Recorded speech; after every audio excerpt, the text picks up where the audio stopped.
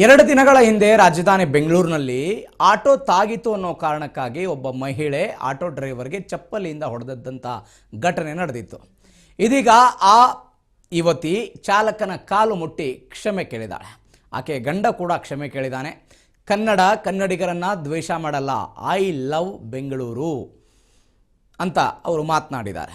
ಈ ಸುದ್ದಿಯನ್ನು ರಾಜ್ ನ್ಯೂಸ್ ಮೊದಲು ಪ್ರಸಾರ ಮಾಡಿತ್ತು, ಆಕ್ರೋಶವನ್ನು ಕೂಡ ಹೊರಹಾಕಿತ್ತು. ಆಟೋ ಚಾಲಕ ಹಾಗೂ ಆತನ ಪತ್ನಿಯ ಕಾಲು ಮುಟ್ಟಿ ಕ್ಷಮೆ ಕೇಳಿದ್ದಾರೆ.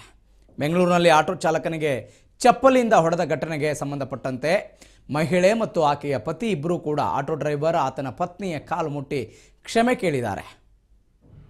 2 ದಿನಗಳ ಹಿಂದೆ ಆಗಿತ್ತಿದ್ದ ಘಟನೆ. ಆ ಬೆಳ್ಳಂದೂರು ಕ್ರಾಸ್ನಲ್ಲಿ ಆಟೋ ತಾಗಿತು ಅನ್ನೋ ಕಾರಣಕ್ಕಾಗಿ ಕಾಲಿನಿಂದ ಚಪ್ಪಲಿಯನ್ನು ತೆಗೆದು ಮುಖಕ್ಕೆ ದೇಹದ ವಿವಿಧ ಭಾಗಗಳಿಗೆ ಹೊಡೆಯುವ ಪ್ರಯತ್ನವನ್ನು ಮಾಡಿದರು. ಆ ವಿಡಿಯೋ ಸಿಕ್ಕಾಪಟ್ಟೆ ವೈರಲ್ ಆಗಿತ್ತು.